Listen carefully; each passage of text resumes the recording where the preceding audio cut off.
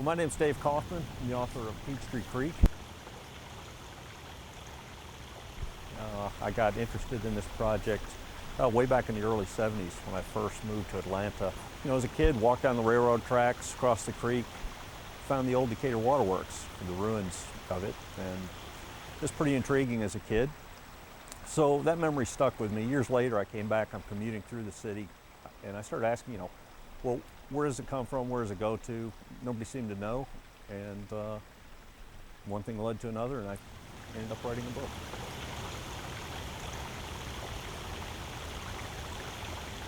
It's been extremely well received. I have people approach me and say, you captured my childhood. I'm so glad you did this. This was in my back. I've always wondered about this. So I'm really excited about the reception.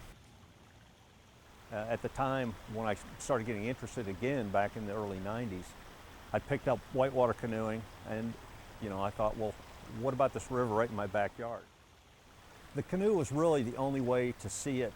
To see the length and breadth of it, you needed to be in the water, and canoe worked well for that. I wouldn't put it in the category of being navigable. I did it, and I don't know that I'd recommend it as a recreational trip. When I started this, I took a little different approach. I looked at the creek and said, this is something that brought people here, a source of drinking water, a source of water power. And when I found it had been relegated to a sewer and a dumping ground. So I tried to put the pieces together. How did we go from one to another?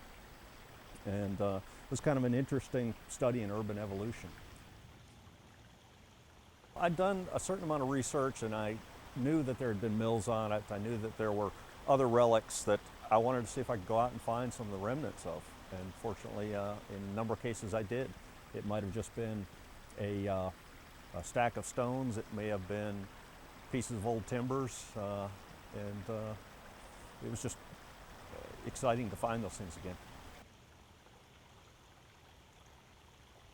I guess my interest in terms of the pictures were, one was documentary, so I wanted to capture everything I saw, and two was as a photographer, I was looking for that image that inspired me, and in a number of places I found it. It seemed like it was Atlanta's forgotten river. It's eye-opening because most people in Atlanta have seen a particular stretch of the creek near where they've lived.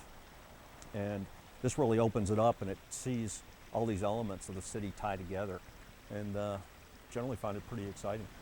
One of the nice things is that with UGA Press, they balance the text and the photos.